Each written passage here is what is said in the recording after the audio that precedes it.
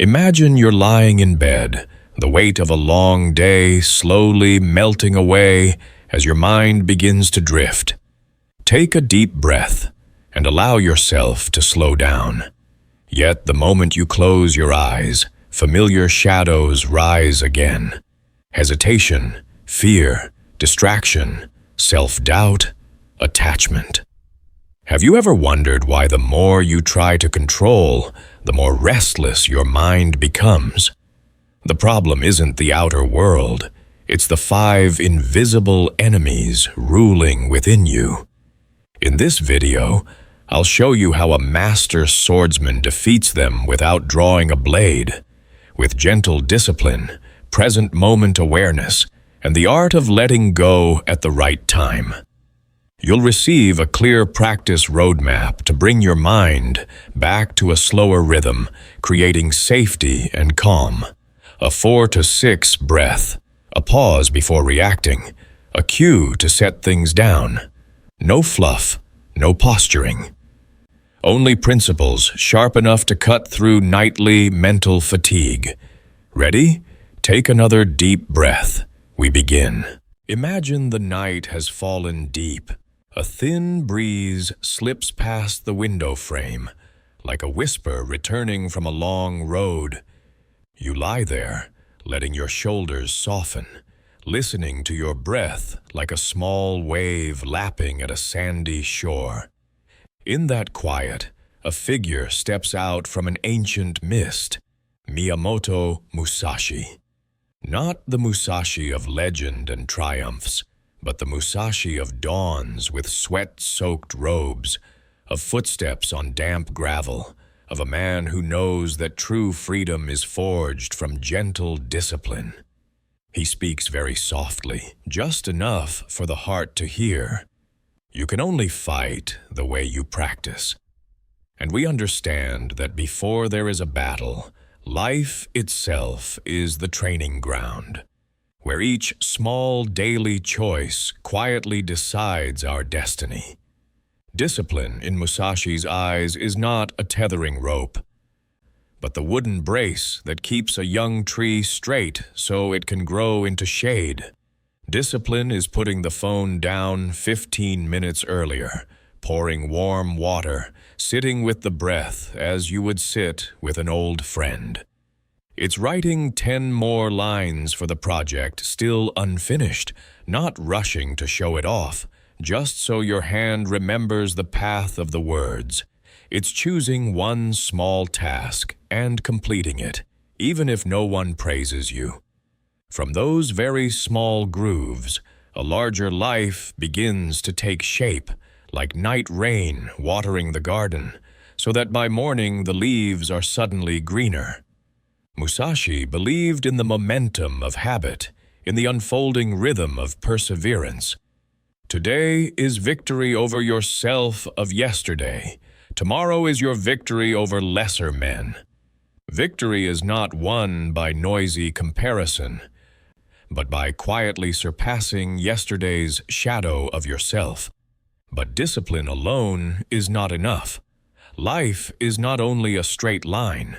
It is a winding stream, running past stones, roots, and eroding banks. In the Book of 5 Rings, Musashi wrote a line like a door that opens to 10,000 paths. From one thing, know 10,000 things.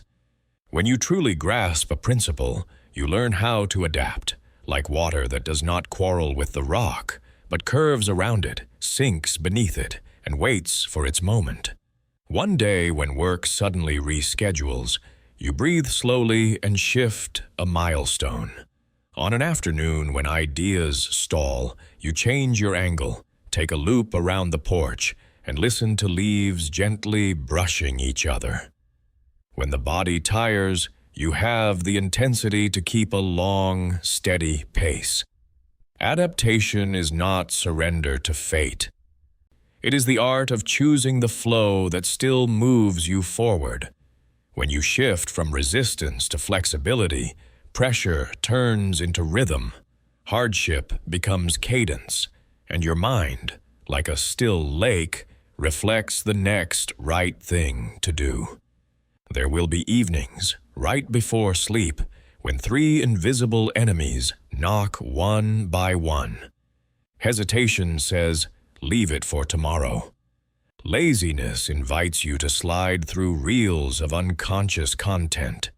Fear puts on the mask of perfection and warns, "What if you're wrong?" Musashi does not use the sword to deal with them. He uses a nod to reality, a single first step, a breath longer than usual. Hesitation dissolves when you begin very small, like touching the pen's tip to paper. Laziness softens when you simplify the setting, clear the desk, lock a time block, reduce needless choices. Fear shrinks when you look at it directly and smile. "I will try, and I will learn." His philosophy doesn't urge us to turn to steel.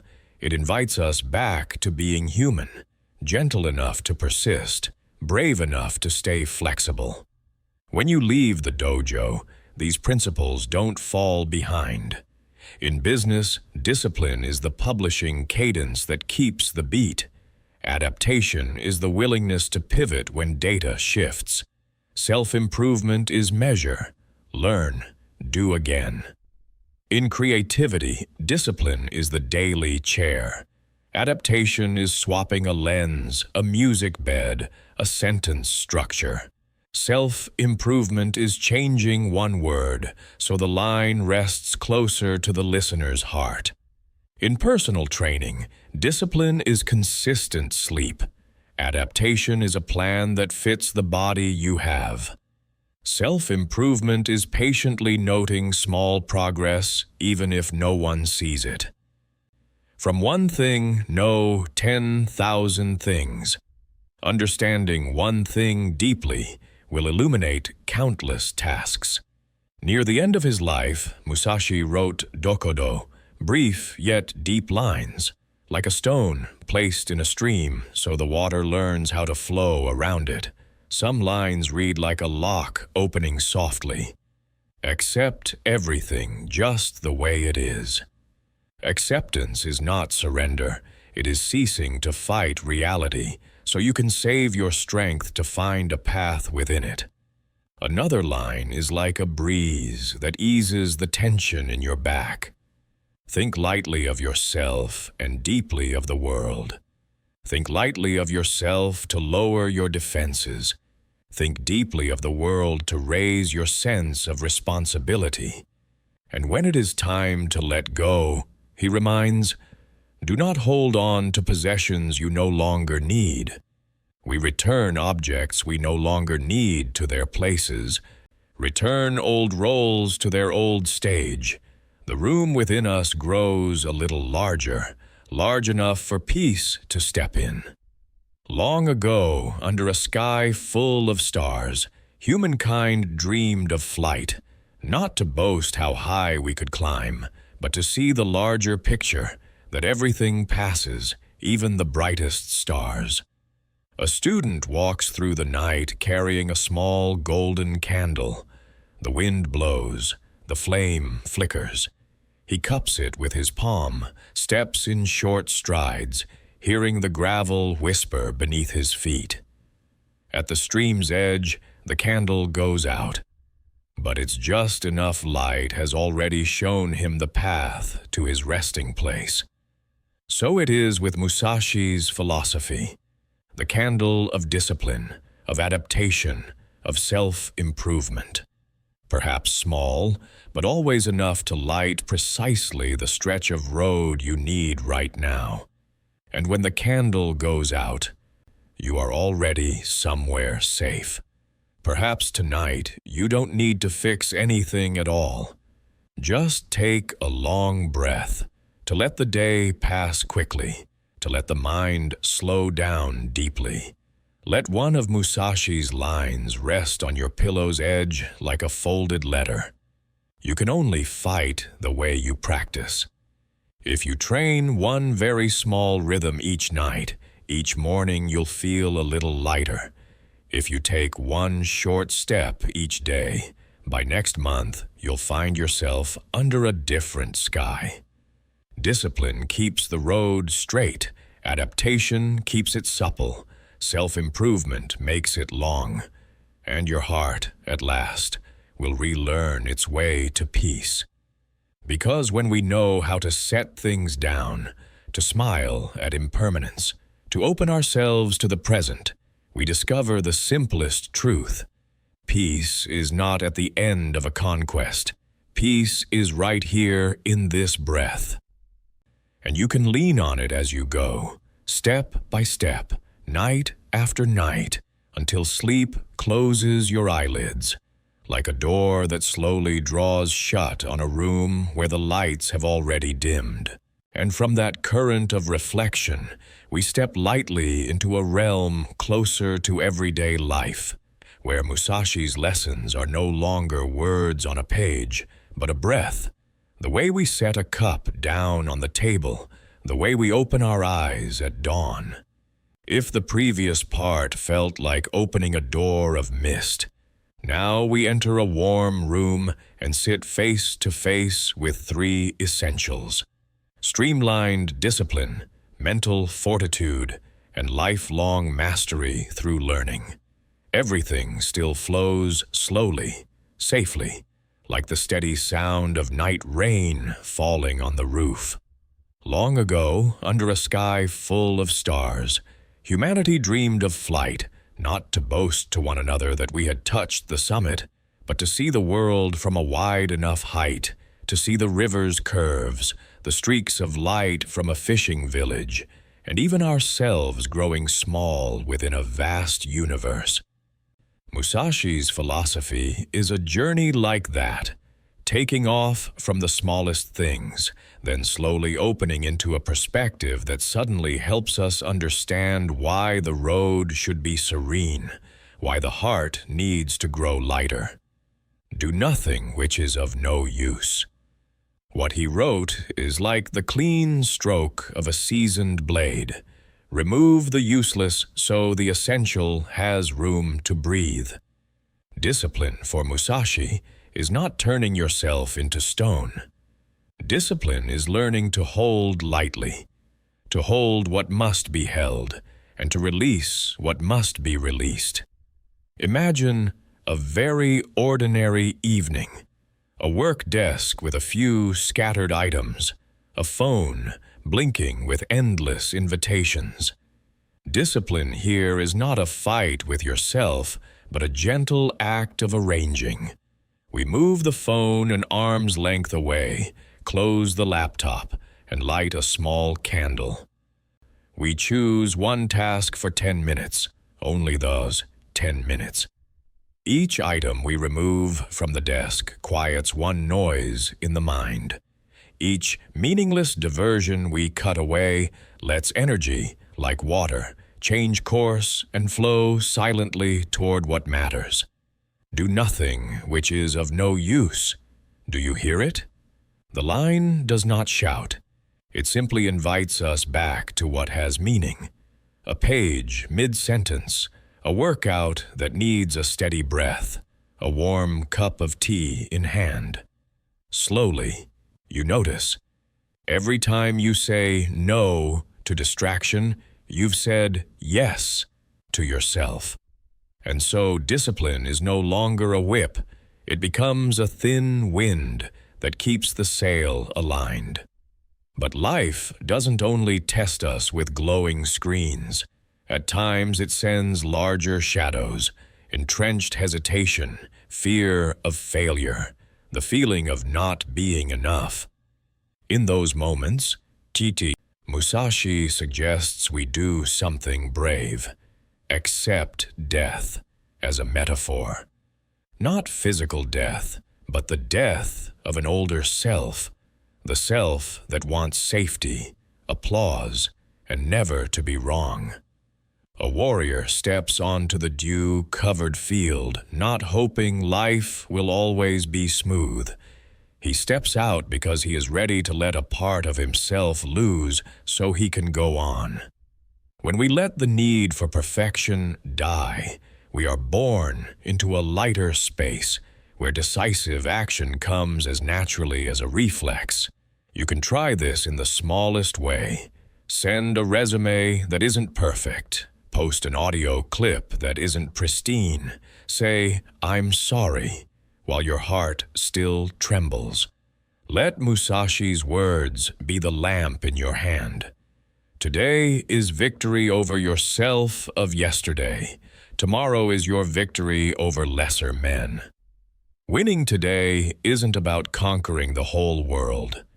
Winning today is conquering your own procrastination, laying the first brick for tomorrow's bridge.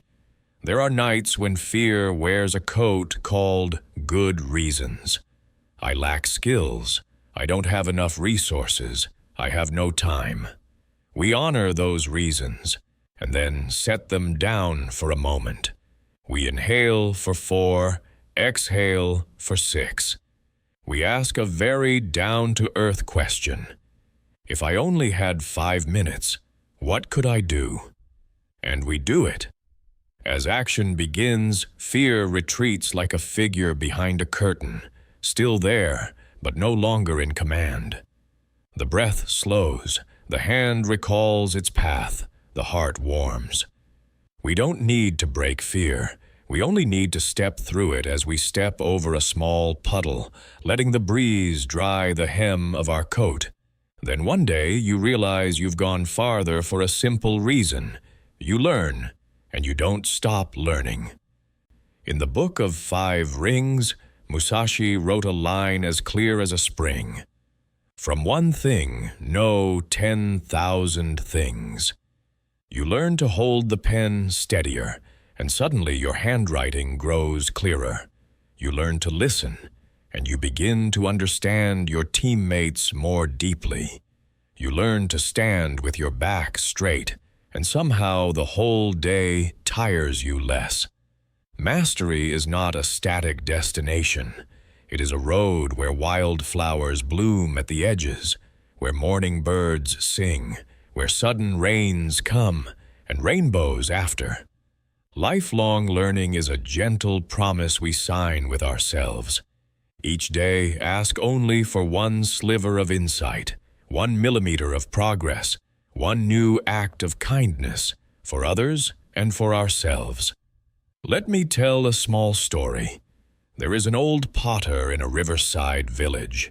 He fires very thin bowls and paints very light grain lines. One day, the flames rise too high and a bowl cracks. He doesn't throw it away. He uses kintsugi, gold, to mend the fractures, turning the bowl into another sky. From one thing, know 10,000 things. From a single crack, he learns to smile at impermanence. From a single failure, he learns to smooth his hair, pick up the brush again, and place his heart into the next curve. You and I are the same. Perhaps what we need is not a perfect wall, but a small window opening to fresh air. Not always strength, just enough gentleness to return to the desk, enough patience to lay one more brick, enough sincerity to learn from mistakes. If you fear losing focus, and so do our viewers, keep the story at a pace that is clear yet soothing, like guiding someone on a walk along the levee. First, we speak of streamlined discipline like tidying a desk. Next, we touch mental fortitude like lighting a lantern in the wind. Finally, we open the door to lifelong learning like stepping into a dawn library. 3 sections, 3 rhythms, yet one continuous current, unbroken. When you reach the first lesson, you might leave a brief pause. When you shift to the second lesson, bring back a small repeated image, the candle, the puddle, the bridge. When you arrive at the third lesson, invite the listener to write down a single line. What small, meaningful thing will I learn today? In this way, the story stays on course, and the heart does not tire. Night deepens and every sound wears a thin velvet layer. Perhaps tonight you don't need to fix anything at all. Just breathe. Let the day pass quickly. Let the mind slow deeply. Let one of Musashi's lines rest quietly on the pillow's edge, a line that has guided generations of learners. Do nothing which is of no use. When you release the excess, what matters reveals itself, like stars appearing after clouds. And if there is something to carry into sleep tonight, perhaps it's a very small promise. Tomorrow, I will begin again. Take one short step. Learn one tiny new thing. Because everything passes, even the brightest stars. Only the road we walk with an honest heart remains. On that road, discipline keeps each step steady. Fortitude leads us through the dark and lifelong learning. That is the dawn that always returns, no matter how long tonight may be. We gently open the next door, where Musashi lays out a map that is lean yet deep, the Book of 5 Rings. Not a manual on how to swing a sword, but on how to stand firm in life. Under the starry sky of Eastern thought, the 5 elements, earth, water, fire, wind, and void, are like 5 guiding constellations. They don't force us to run fast. They teach us to walk slow and sure, to keep a mind that can be soft without slipping, firm without breaking. And perhaps, if we listen closely, we'll realize the book's ultimate aim is disarmingly simple. Strategic methods you can use in any field, not just swordsmanship. From business and creativity to the quiet rituals of life each night before sleep. Earth, foundation. Imagine bare feet touching a gravel path after a night rain. Damp soil, the scent of wood, a little chill at your heel. Earth is your footing, you're right here. For Musashi, no water, fire, wind, or void can help you if the ground within isn't steady. Earth in daily life is the small, consistent habits, a fixed bedtime, a tidy desk, a notebook where thoughts can land. Musashi reminds us, plainly yet warmly, do nothing which is of no use. Cutting the useless is not to become austere, but to make room for what matters. When the foundation is laid, the noise lowers, and only then can the heart hear where it's going. And at that moment, a gentle line arises in the mind.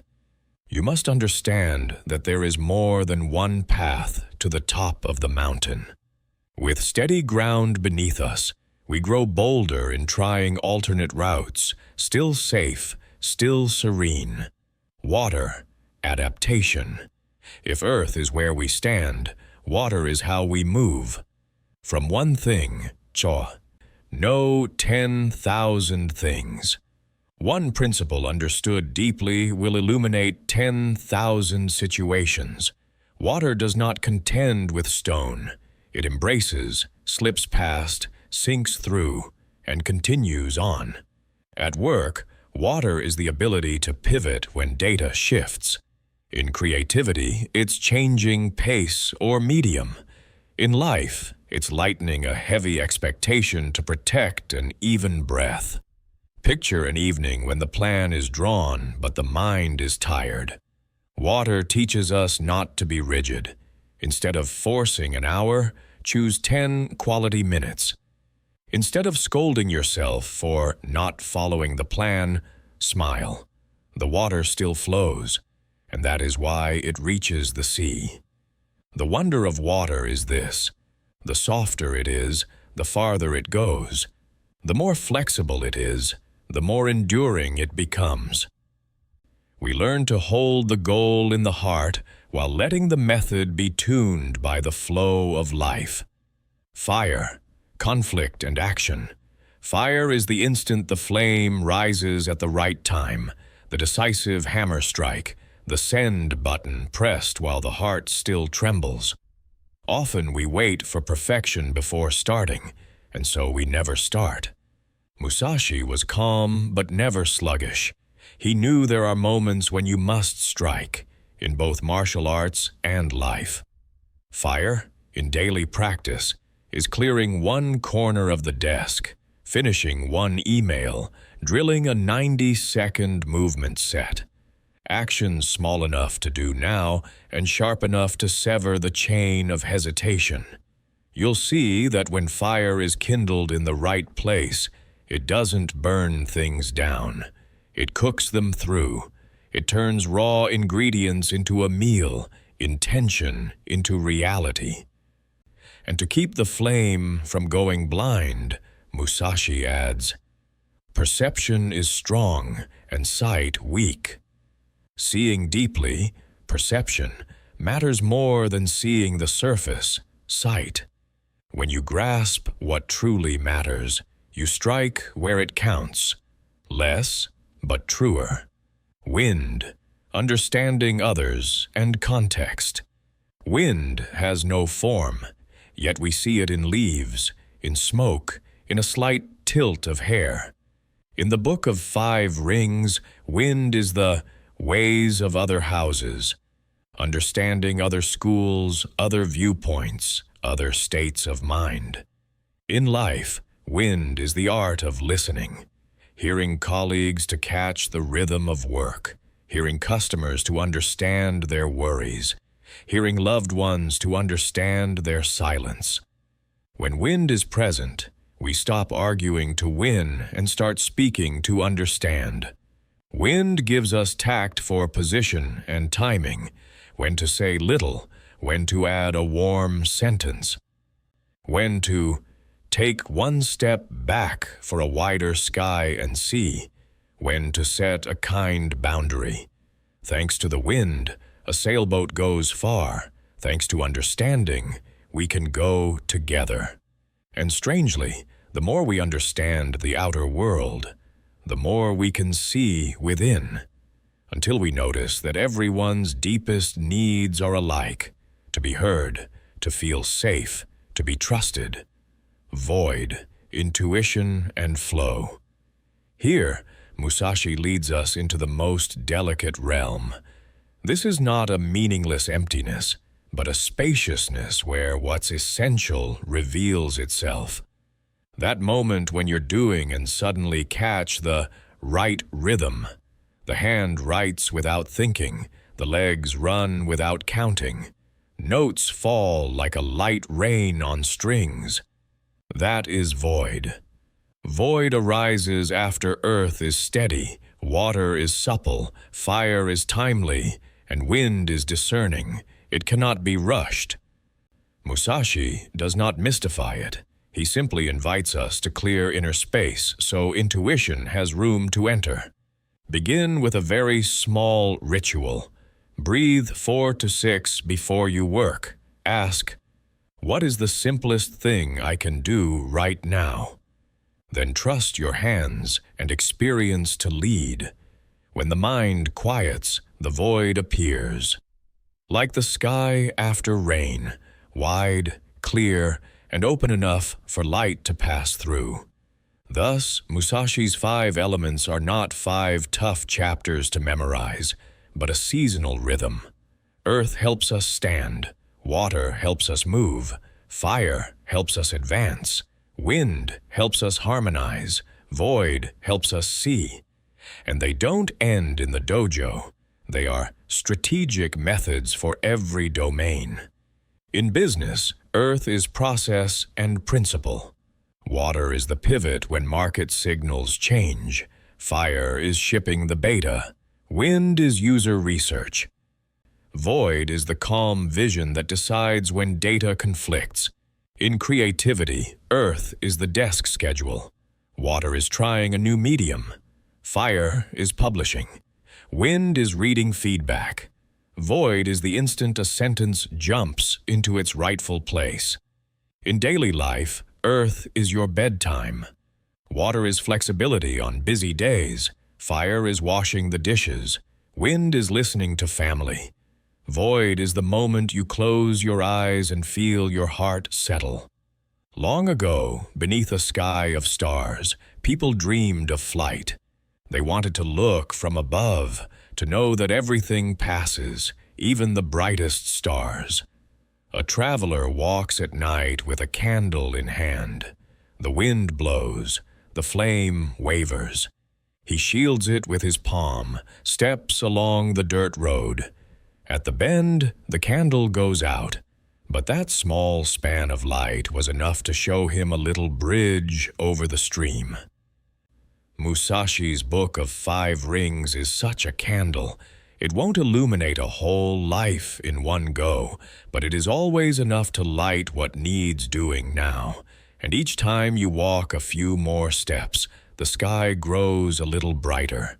Perhaps tonight, you don't need to fix anything at all. Just breathe. Let the day pass quickly. Let the mind slow deeply. Let one of Musashi's lines fall like a bead of dew upon your pillow. From one thing, know 10,000 things. From one quiet breath, you learn how to soften the heart. From one small written page, you see the road opening.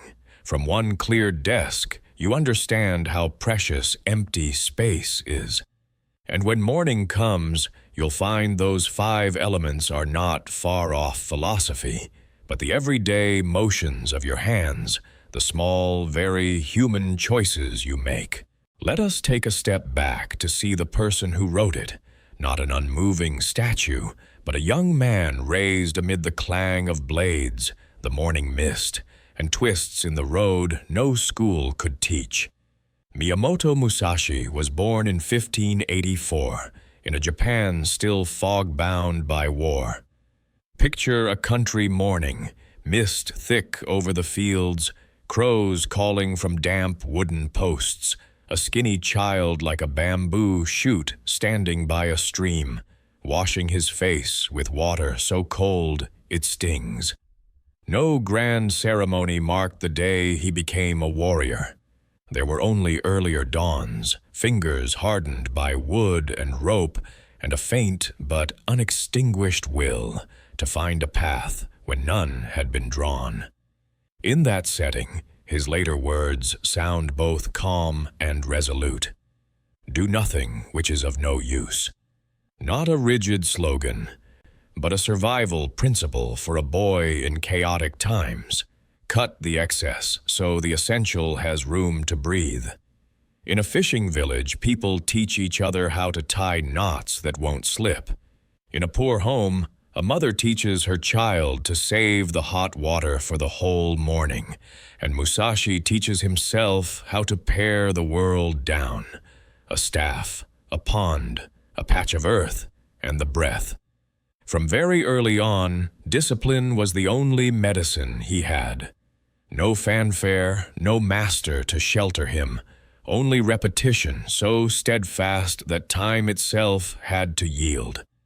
At 13, the boy stepped into his first duel and never looked back. People still tell that fight like a small legend. A child holding a wooden staff walked into a ring of grown men, where honor and life fell like dry leaves. Seen from afar, you'd notice the dust lifting, the shouts tightening, and the hush just before one arc of the staff decided a fate. But from inside the boy's heart, perhaps there was only one thing, fear trembling like a string, and another hand, the hand of discipline, gently settling on it to stop the quiver. That victory wasn't merely over an opponent. It was over an older version of himself, just as he would later write. Today is victory over yourself of yesterday.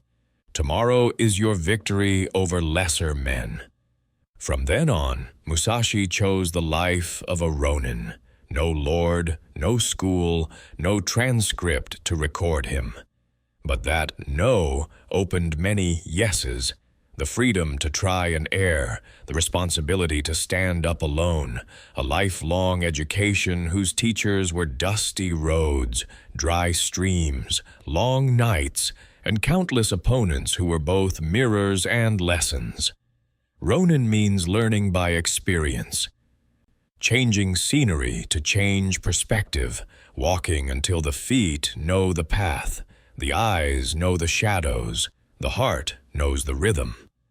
From that journey, he distilled a line that seems simple, yet is the key to every craft. From one thing, know 10,000 things. Learn one thing deeply, how to grip a staff, cut a clean line, take a firm step, and let it illuminate 10,000 other things in life. Imagine a summer night. Musashi crosses a narrow bridge over a dry stream, the moon drifting through clouds, wind tapping lightly on bamboo tops. His robe is not new, his baggage so light it sounds like nothing, yet his heart carries heavy questions. How do I live so as not to fail life? How do I train so as not to fail myself? No formal school hands him an answer, but the road answers by demanding a price. Sweat, solitude, evenings spent reshaving the staff's handle, correcting his stance, re-examining his breath. When life is hard, some people slump, others straighten their backs. He chose to straighten his. From that choice, character was fired like pottery, through flame, through time, through cracks. Someone will ask, so what makes a Musashi? Perhaps it is the courage to face death, first the metaphorical kind, the death of the habit that craves praise, safety, and being right the first time.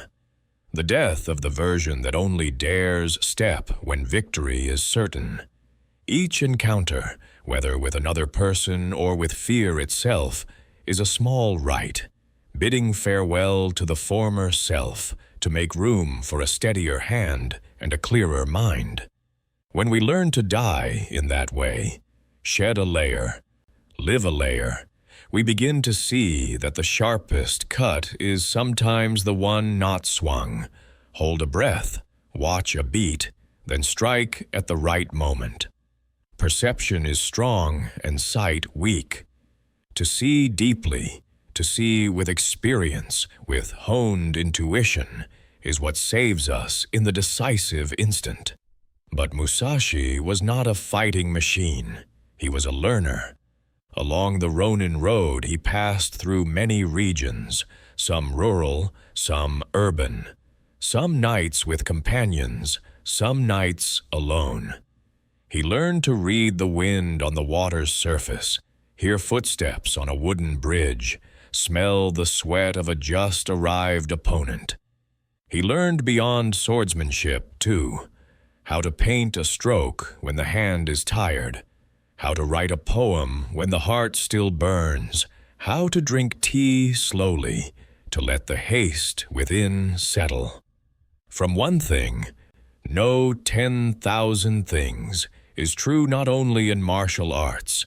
It is true when we set a cup down gently, close a door half a second slower, speak a sentence with one less sharp edge. Every small detail is a classroom, and life is a school that never adjourns. Long ago, under a star-filled sky, people dreamed of flight, not to leave the earth, but to see its roads more clearly. Musashi's biography is such a flight, from a Mistland child to a youth who, after his first win, already knew the most fearsome foe lived somewhere within, to the man who chose to belong to no fixed school so he could belong to the path of learning. Everything passes, even the brightest stars. Only the light we bring each day, the light of discipline, awareness, and courage, remains. One more small story.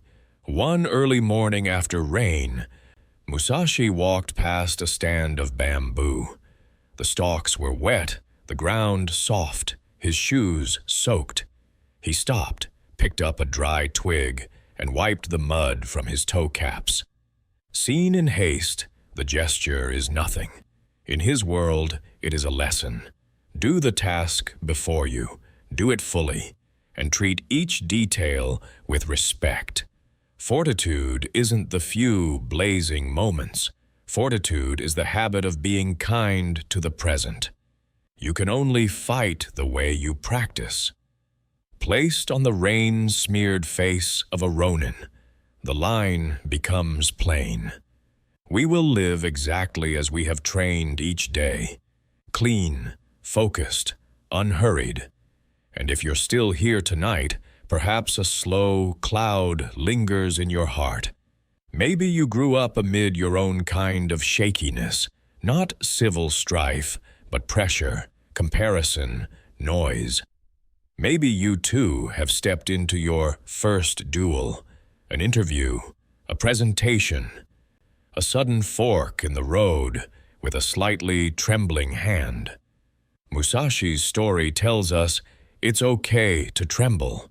What matters is placing a hand on the string and stilling it with one breath. It's okay to lack formal schooling. What matters is the will to learn, and to learn a little each day. It's okay to be lost. What matters is to stop, look at the ground beneath your feet, and then move on. Perhaps tonight, you don't need to fix anything at all. Just breathe. Let the day pass quickly. Let the mind slow deeply. Let one of his lines rest quietly on the pillow's edge. You must understand that there is more than one path to the top of the mountain. Your road may look like no one else's. It may twist.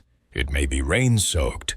But if you keep kindness with the present, discipline with small habits, courage with fear, and a learner's heart toward life, you are climbing. And when tomorrow night's thin mist settles again on the dirt road, you will hear your footsteps grow just a little steadier. From those quiet sessions of self-forging and the Ronin's road worn with footprints, the story carries us to the narrow sand of a lonely island, Ganryu. On an April morning in 1612, a thin mist lay over the sea like a veil. The waves lapped softly, like someone breathing evenly. They say that when the boat carrying Musashi reached shore, the sun was already a hand's breadth high. He arrived late, not out of carelessness, but as a way to take the measure of his opponent's nerves and pulse. Late enough for the color of the space to change, for the sun to shift its angle, for the other man, Sasaki Kojiro, master of the long sword, to stand longer inside the wearing zone of waiting. Waiting always carves a groove into a person's heart. And there, the one who keeps a steadier breath begins to win. Before the boat was even tied, Musashi snapped an oar and carved it into an oversized wooden sword. The wood was still green, the scent of salt water still clinging. A wooden sword, a weapon that seems crude, yet longer than Kojiro's nodachi, just long enough to open a new margin for the arc of a strike. From afar, the scene looks like a tale. A man showing up late with a non-standard weapon, hair tousled by the wind, while Kojiro, impeccably dressed, draws his blade, sunlight tracing silver lines along the steel. But up close, the small story of strategy appears. Change the unit, change the arena, change the rhythm. Musashi understood that a few deliberate deviations, at the right moment, in the right place, can throw the opponent's whole machine out of true. Kojiro drew his sword and lunged, the famed Tsubamegaeshi slicing like a swallow's wing. In the thinnest fraction of a beat, two bodies crossed, sand flaring into a halo under the sun. Musashi did not retreat. He turned his hips, lifted the wooden blade from high, and struck half a beat early enough that Kojiro's attack was still opening. A dry crack rang out, like bamboo knocking together at a village edge, and fate was decided. Kojiro fell, and the sea kept breathing. Many say Musashi won because he arrived late. Others say it was the longer wooden stave. Some dwell on the early decisive blow. All are true, and all are still incomplete, because that victory was forged across thousands of dawns, in each breath, in each quiet, penetrating glance. Musashi once wrote, "Perception is strong and sight weak. Perception is stronger than mere sight." On Ganryu, he was not spellbound by the visible, by the long blade, the reputation, the stance. He looked into rhythm, into the wind, into the heart of the man before him. What he chose was not only the weapon, but the moment. And the moment, if you can hear it, always rings like a single now inside one who is prepared. Picture Musashi in the boat before the duel. Some accounts say he slept. Perhaps he simply sat still, eyes half closed, breathing like the sea. Some call it psychological warfare. That's true enough, but deeper down, it was the inner cadence of a man trained to the point where calm requires no effort. He did not race time. He drew time into his own tempo. When he set foot on the sand, he brought with him an inner quiet room, like someone laying a mat on the floor and beginning to brew tea. In that place, no matter how the sun tilted, how the wind shifted, how loud the cries became, none of it could ruffle a hand that already knew its path. Why can a wooden staff defeat steel? Because from one thing, know 10,000 things. From one principle understood to its core, distance, everything becomes an instrument. If you define the distance, choose the trajectory, invite the angle of approach, then the weapon is merely the embodiment of intention. The oar becomes a sword, the beach becomes a dojo, the surf becomes the mortar's beat-keeping time for a single, decisive strike. On the road of life, that principle hums just as true. Once you grasp the essential, a pencil, a phone, a hand, any of them is enough to begin. And what of arriving late? In most of life, tardiness is a fault. On that morning, it was a stroke of design. Late enough for the sun to climb higher, for light to angle into the opponent's eyes, for the opponent to grow weary from waiting, hot from irritation, tense from maintaining appearances. That tension, if one has not learned to breathe, steals the crucial half-beat. Musashi did not win by brute force. He won by depressurizing. He relieved pressure in himself through stillness and, without touching, let the pressure mount in his opponent. When the differential is large enough, a single wooden strike, a straight line falling on the right point, is sufficient to stamp the story. Have you ever wondered why, at the threshold, you stop? That question isn't only for swordsmanship. At work, we get to the brink of send and don't. In creativity, we reach the moment for a clean stroke and hesitate. In life, we come right up to an apology and turn away. The Ganryu duel whispers, "The decisive blow often happens half a beat earlier than you think. If today you need to make a hard call, write a risky email, present a new proposal, remember that small strip of sand. Breathe like the sea. Stand where the light favors you. Then strike half a beat early. Not aggressive, not rushed, simply right on time. Musashi was not fearless. He was someone who knew how to pass through fear. Before Kojiro, he didn't fight the gleam of steel. He moved through the noise of reputation to make contact with the person. When we dare to look at the one before us and at ourselves, the layers slip away. Status, image, practiced poses. What remains is heartbeat and breath.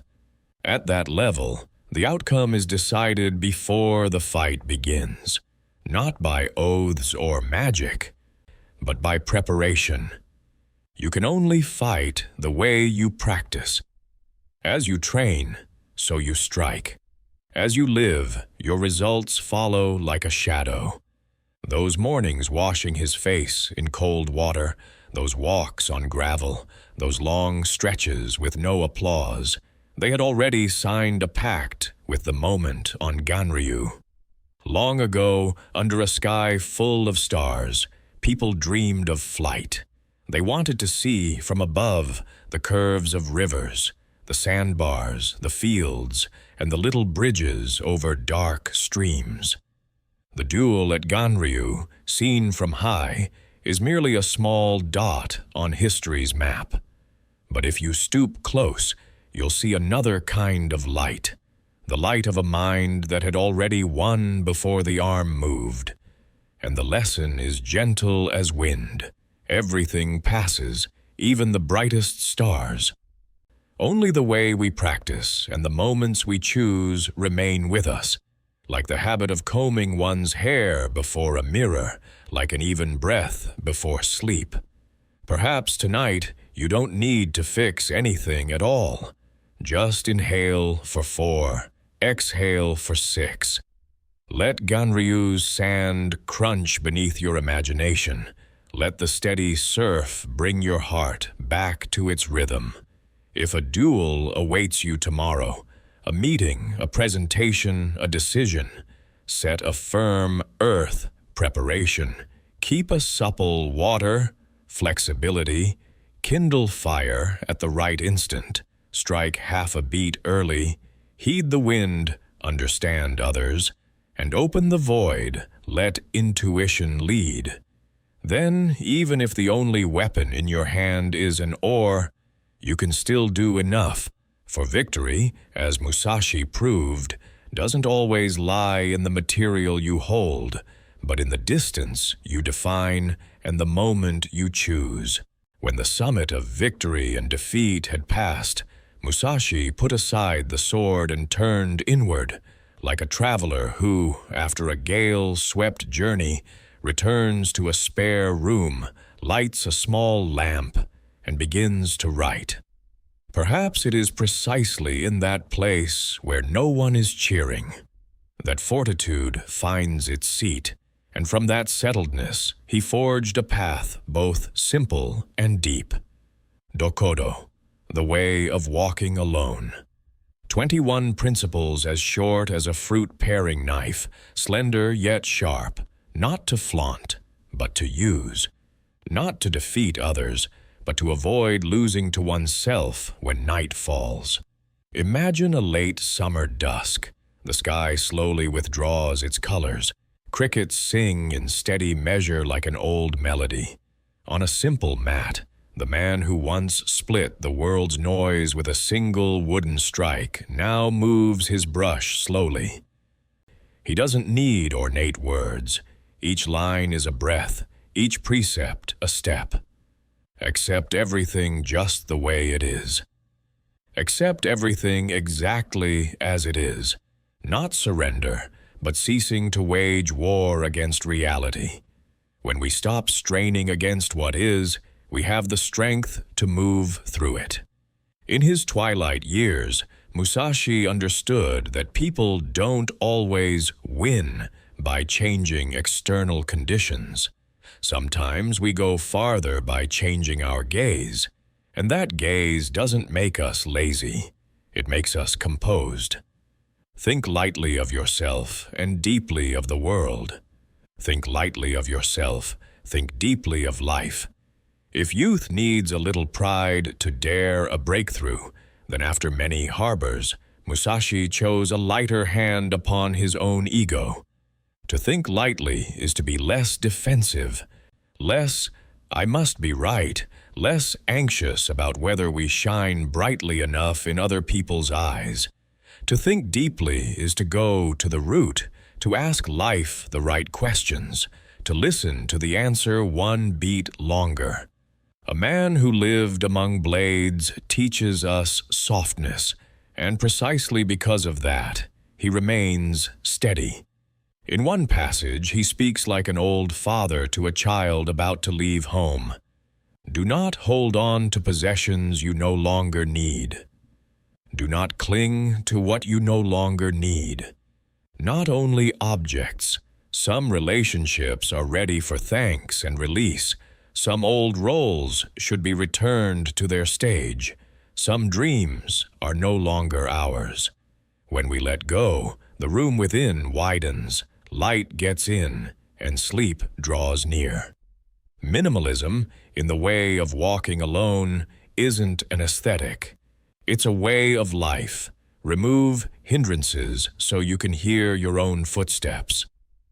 And like a low closing note, he writes, "Do nothing which is of no use." Don't do what is useless.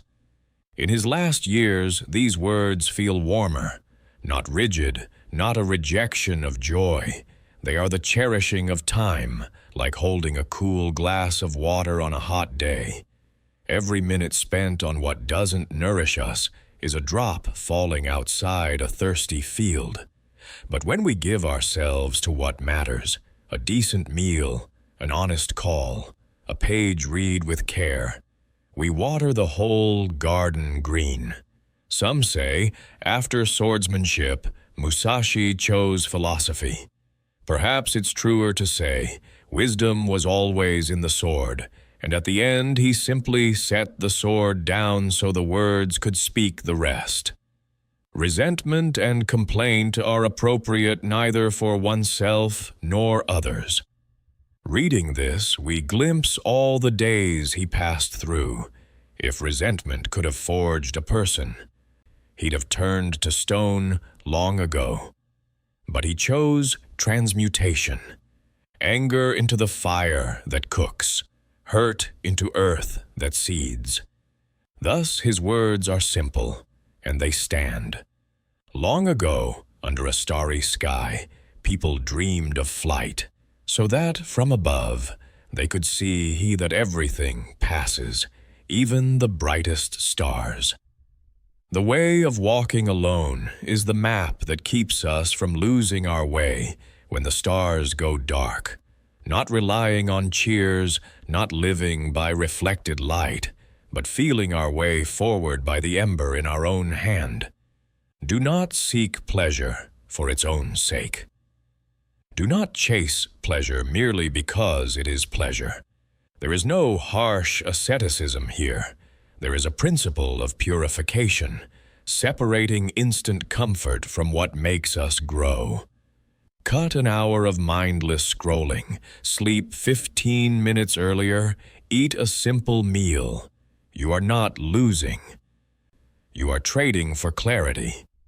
We can picture the old Musashi at dawn, brewing tea slowly, watching thin steam dissolve into the first light of day. He no longer needs anyone's validation. His entire life now gathers into small gestures. Set the kettle, pour the water, take up the brush. Each character falls to paper like raindrops onto the eaves. Not loud, not hurried, just enough for those who come after to catch. Self-reliance in Dokkōdō is not isolation. It is a gentle responsibility for each of our steps. Non-attachment is not indifference. It is love without chains. Living with purpose is not speaking loudly. It is a quiet morning promise. Today I will do one decent thing, and I will do it fully. If you're hearing this story on a long night, Perhaps a question is sounding somewhere in your chest. How do I keep going when the outer noise is so loud? Musashi invites us to begin at the smallest place. Inhale for 4, exhale for 6. Set down one unneeded thing. Say one gentler sentence. Choose one small task and do it now. Then leave one line on the pillow's edge. Accept everything just the way it is. Acceptance is not the end of dreaming. It is the ground on which dreams stand firm. From that ground, we can build a decent day with our own hands, pare down the noise, refrain from clinging to instant results, and move in the right direction. The candle flickers, and even when it goes out, it still lights enough of the road for you to reach your resting place. Dokkōdō is such a candle. It doesn't promise to illuminate an entire life at once. It promises that each evening it will help you see the one thing that needs doing now. When you're tired, it whispers, "Do nothing which is of no use." When you're unsteady, it reminds you, "Think lightly of yourself and deeply of the world."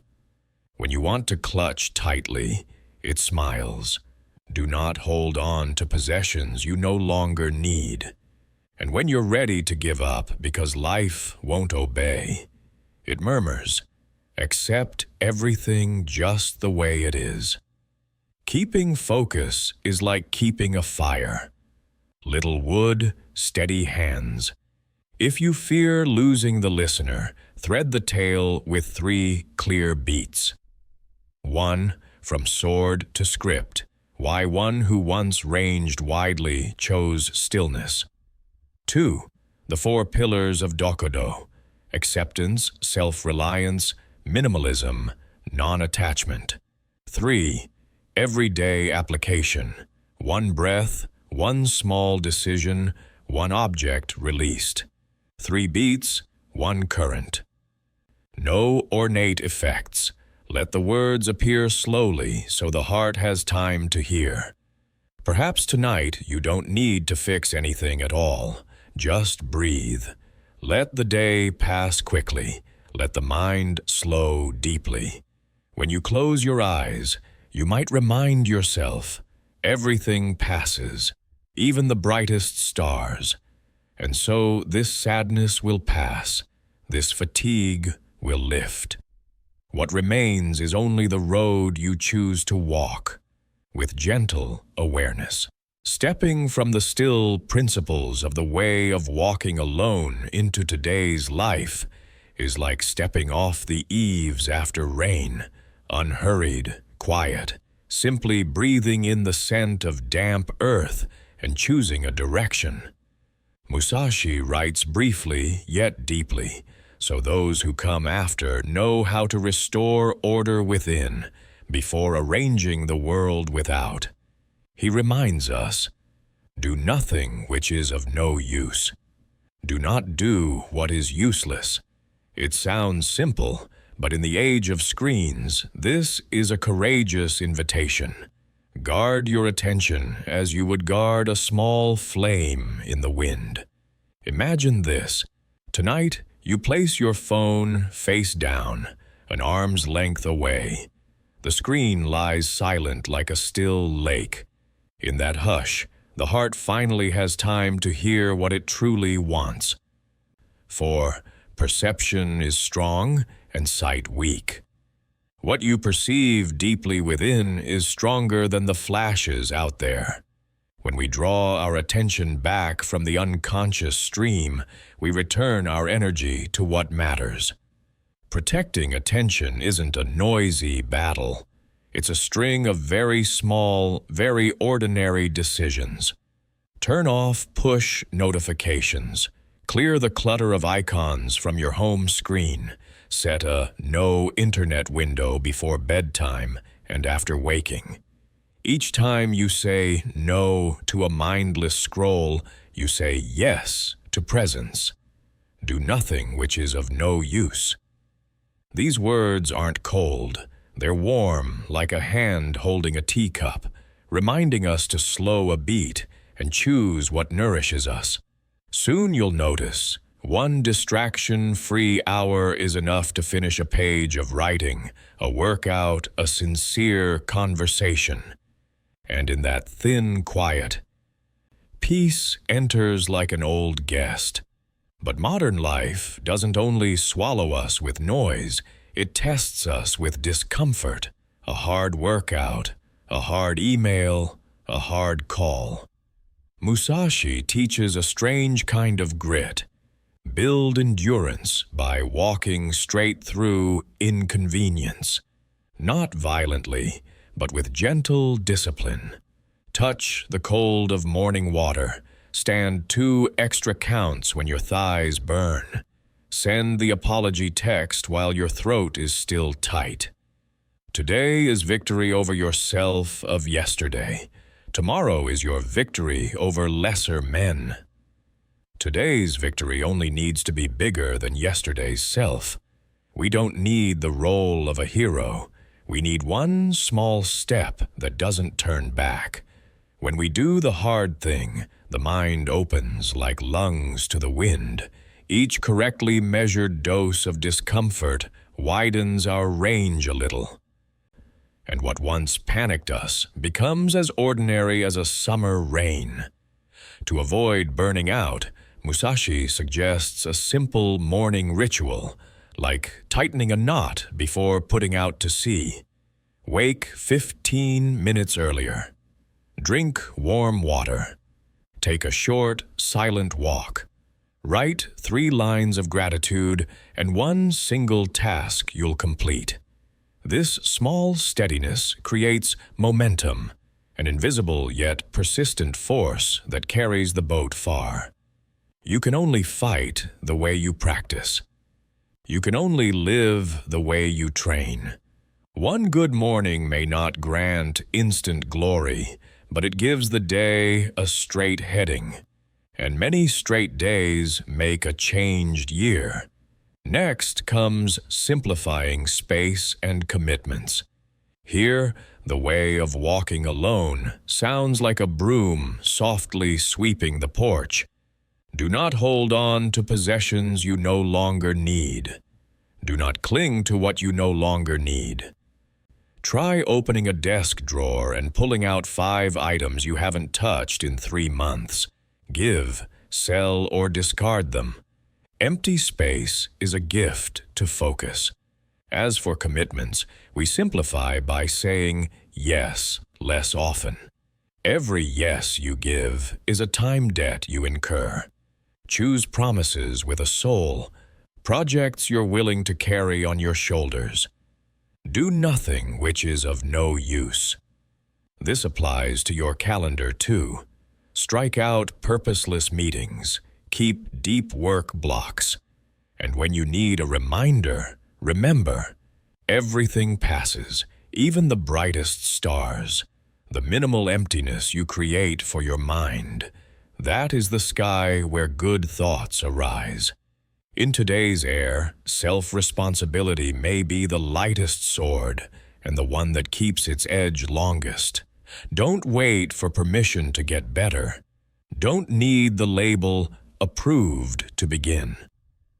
Think lightly of yourself and deeply of the world. Think lightly of yourself. Think deeply of life. Do the right work not to prove, but to contribute. Instead of waiting for praise, measure yourself by completeness. Instead of blaming, ask, "This afternoon, what can I adjust that's in my hands?" Self-responsibility doesn't turn you into a lonely island. It makes you a trustworthy shore. When you say, "I'll take my share," the world becomes a little easier to breathe in, and the person beside you is suddenly willing to lend a hand. A very small, very ordinary connection. Perhaps tonight you don't need to fix anything. Just inhale for 4, exhale for 6. Set the phone at the table's edge. Fold the blanket smooth. You write one line. Tomorrow 6:30, wake, walk 10 minutes. You tidy one corner, discard 3 old items. You send one short, sincere message. These seemingly small motions are Musashi translated into today's language. From one thing, know 10,000 things. From one thing done right, 10,000 others fall into place. So the listener doesn't get lost. We keep the storyline like guiding a hand across a wooden bridge. First, protect attention with quiet spaces and offline windows. Next, train endurance and morning habits with small, rightly measured challenges. Finally, simplify and self-responsibility with fewer things, fewer empty promises, more "I'll own my part." These 3 beats turn around one shared axis: gentle awareness. No need to force an optimized version of yourself. Just be honest with what is. Accept everything just the way it is. Accept, so you have ground to stand on, and from there, go. Picture a short tale. There is a young carpenter in a noisy city. He wakes 15 minutes earlier, lays a hand on the wood, inhales the sap's fresh scent, and marks the first straight line. The phone is on airplane mode. The window is cracked open. He decides to make only 3 cuts this morning. As the saw completes its last stroke, the sky has just brightened. He smiles to himself. No one applauds, but dawn has risen inside him. The rest of the day, he does his part. Meetings, emails, crowded trains, without his mind drifting. That night, he puts away the cutting board, sweeps the sawdust, and sleeps. The candle flickers in the small room, and even when it goes out, it still lights enough of the path for him to reach the bed. Musashi did not live in our time, but his principles are like a long, seasoned bowstring, still springy, still sure. Resentment and complaint are appropriate neither for oneself nor others. Resentment and complaint are not fitting. When you feel a complaint rising, switch to a small action. Wash the cup. Fix a sentence. Review your spending. Do not seek pleasure for its own sake. Don't chase pleasure just because it's pleasure. Choose joys with roots, movement, reading, real conversation, things that return clean energy.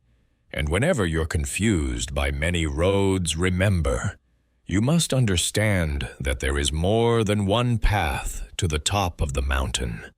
There are many ways up. What matters is climbing, a little each day. If we've walked together this far, you may sense a shared rhythm taking shape, less noise to hear clearly, less fear to step forward, less clutching to lighten the hand. Then Musashi's modern applications are no longer bullet points in a notebook. They become habits in the body. And perhaps tonight, before sleep, we place one small sentence on the pillow's edge. Tomorrow, I will protect 1 hour of my attention. I will do one hard thing for 5 minutes. I will let go of one thing I don't need. Then close your eyes. For everything passes, even the brightest stars. But the calm footsteps we leave each day, that is the light that will guide us home. We step into a place very real and very near. Your morning. Not the idealized morning on a poster, but a true morning. The alarm ringing a little early, light slipping through the curtains, the room still holding the scent of night. There, discipline isn't a drumbeat. Discipline is a way of breathing. Musashi once said, like a thread stitching through his whole life, You can only fight the way you practice. You will live exactly as you train, each morning, each night. And so, daily discipline isn't a grand target. It's a small ritual, steady, gentle, like brewing a pot of tea. Imagine your dawn opening with 3 streamlined moves. First is breath. Sit upright on the edge of the bed. Inhale for 4, exhale for 6, letting the night leave your chest the way dew leaves the grass. Next is light. You crack the curtain. Allow a strip of sky to fall onto the floor and notice your heart brighten with the room. Finally, words. You open a notebook and write 3 lines, what you're grateful for, what you will complete today, and 1 small reminder. Those minutes are as light as a falling leaf, yet they set the direction for the day's river. In the Book of 5 Rings, Musashi wrote, "From one thing, know 10,000 things. Understand and do one small thing right, and 10,000 others find their proper places." Daily discipline isn't tightening, it's loosening in the right spot. You don't need to turn yourself into steel. You only need enough steadiness not to be swept away. Let your desk tell that story. On the surface, only a notebook, a pen, a cup of tea, a warm lamp. Everything else, old bills, tangled cables, stray notes, you give them another place to be. As possessions diminish, inner noise lowers. Dokkōdō reminds us softly yet directly, do not hold on to possessions you no longer need. Objects don't just take space in a home. They occupy attention, bandwidth. Each unneeded item you release becomes clean room for focus to enter. And when focus stands like a rock, your water knows where to flow. Reducing temptation is the same, not a show of willpower, but a kind design for yourself. You place the phone face down, an arm's length away. You turn off push-so notifications. You move shaky apps into a folder called Later, and you set an offline window, the first 15 minutes of morning, the last 15 of night. It sounds small, but it is the border between a day you steer and a day you're dragged by waves. Perception is strong and sight weak. Musashi reminds us that the deep seeing within is stronger than the flashes outside. When you pull attention back from the unconscious stream, you return energy to what matters. The morning ritual need not be complicated. It's 3 beats, each like a gentle knock on the mind's door. Breathe, change, do. Breathe to clear space, change to adjust the scene, shift posture, open curtains, wash your face with cool water, and do to anchor 1 small action in the present. Write 3 lines, read 10 pages, do 5 push-ups. Do nothing which is of no use. Don't do what is useless. Placed in the morning, it means doing 1 clearly useful thing, just enough, without show, not because others are watching, because the whole day ahead is waiting to be led. There's a metaphor I like. The morning ritual is like pulling a small guy line to straighten an entire tent. You tie the cord at the right point, draw it just taut, and the whole structure stands. Skip that cord, and the wind needn't be strong to skew the tent. Modern life has many winds. Notifications, comparisons, expectations. A small ritual is how you tell life, I know the wind will come, but my tent is staked. And once it's staked, you'll notice something ordinary yet precious. Often we don't need more strength, we just need more steadiness. Simplifying space is the ground. Simplifying commitments is the sky. On your calendar, each yes you release is a block of hours you owe the future. Learn to say no gently, so you can say yes sincerely to what nourishes you. Do nothing which is of no use. Applied to the calendar means cutting purposeless meetings, keeping deep work sessions, fewer aimless trips, more meaningful steps. When the calendar can breathe, you can breathe. And when you can breathe, the whole day fits like a well-tailored shirt, neither tight nor baggy. Within that simplification lies a quiet belief. There is no single template for everyone. Musashi whispers, as if placing a hand on your shoulder, "You must understand that there is more than one path to the top of the mountain. Your ritual might be tea, another's might be coffee. Yours is writing, another's is walking. Yours is silence, another's a wordless piece of music. What matters isn't the right script, but the right for you. When a ritual fits you, it doesn't drain willpower, it grants it.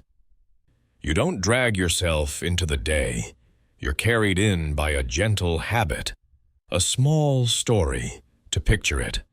There's a young woman on the 12th floor in a city that's always bright as day. She wakes at 6:20, pours warm water into a glass with a fine hairline crack. She likes the crack. It makes the glass look like it's smiling. She draws the curtain, opens the window a slit, letting a thin band of wind slip through.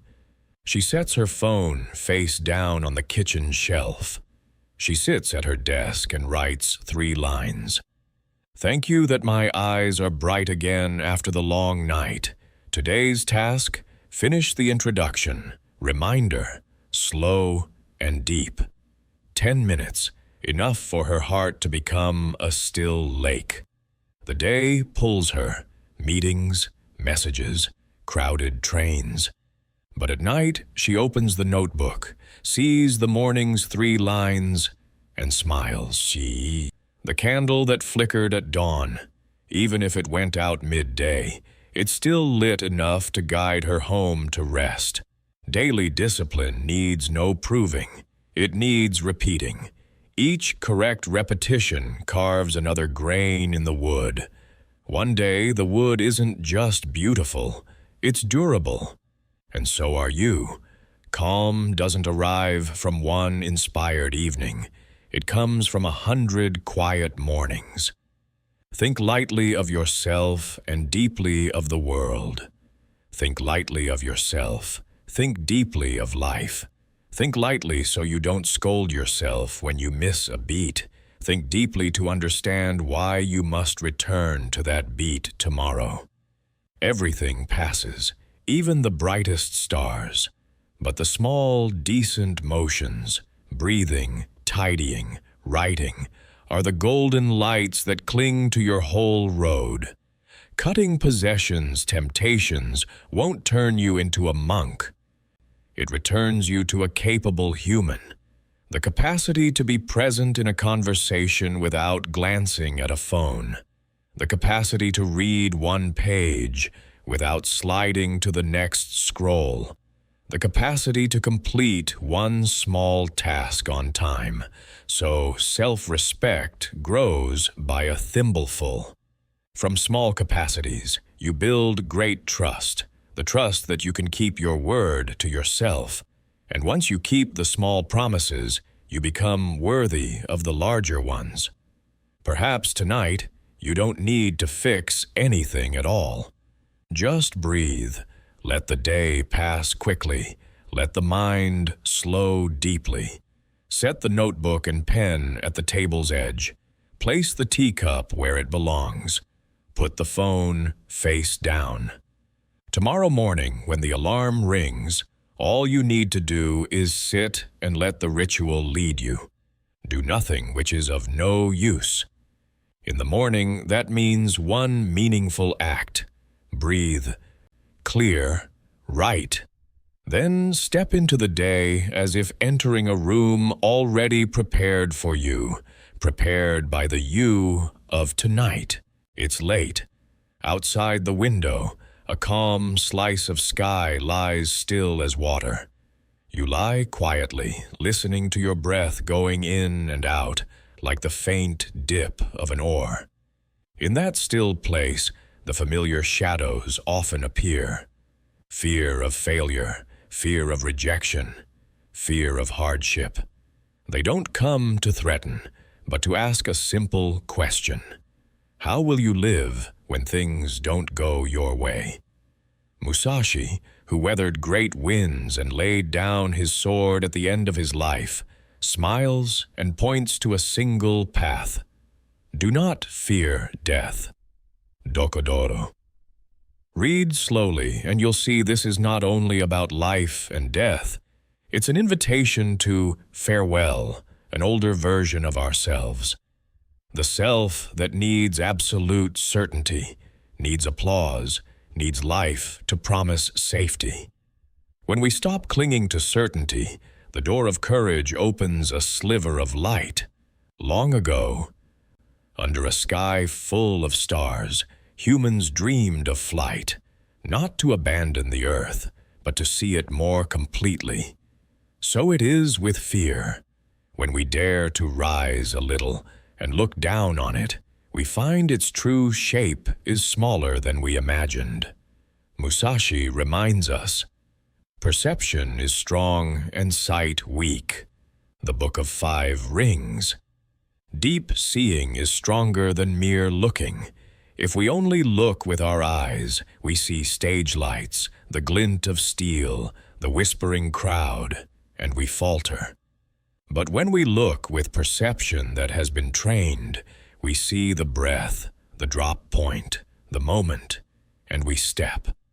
A small step, one more email sent, one hard phone call made, one apology spoken.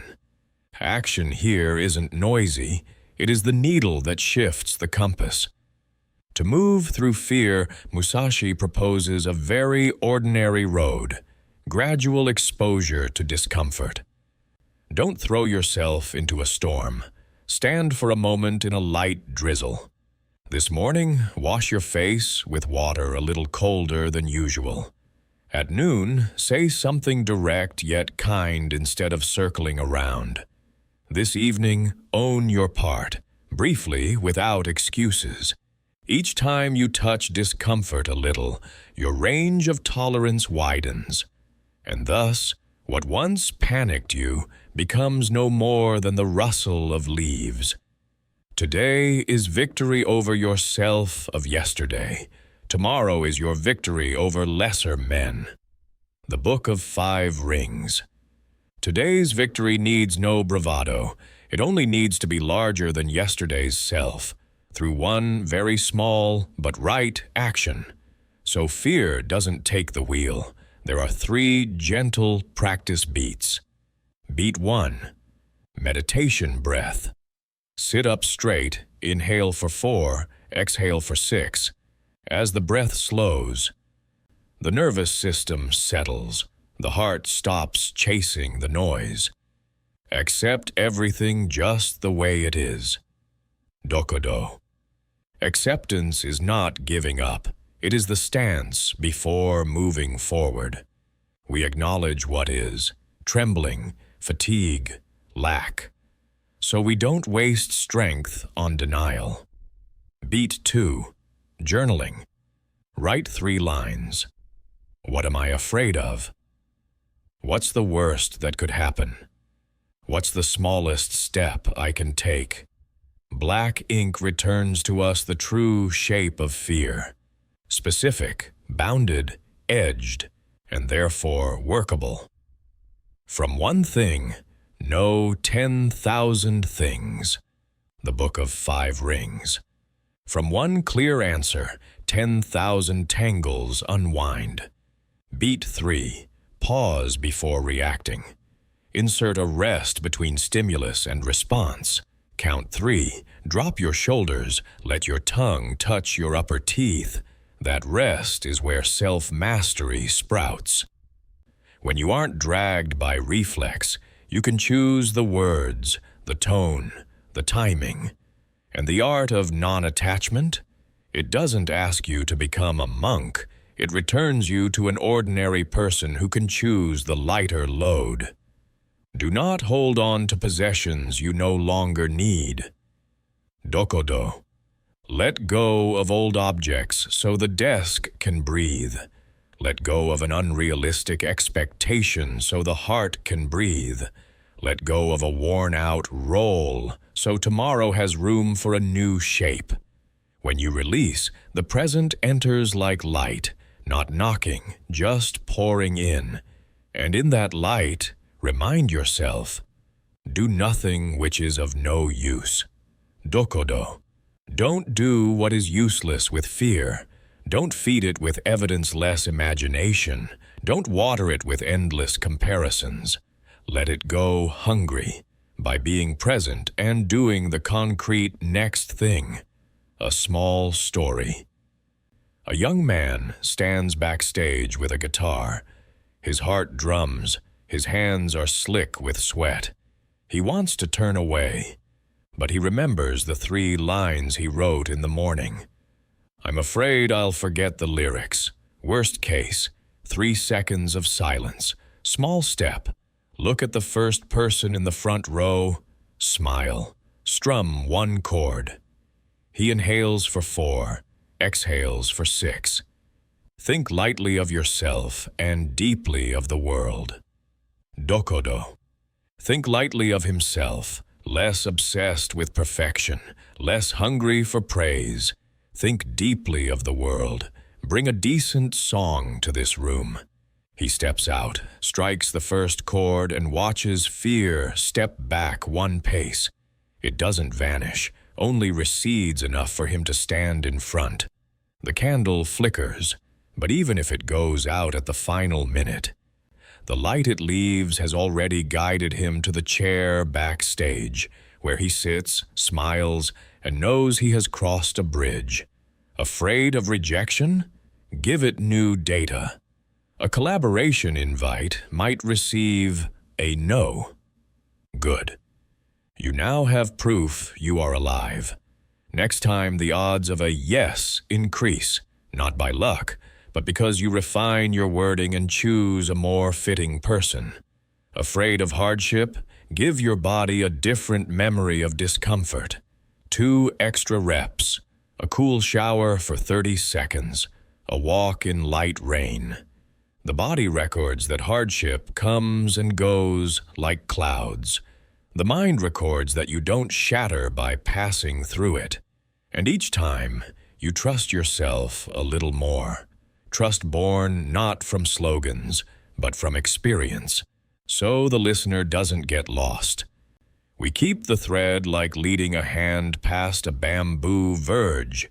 Begin by looking straight at fear.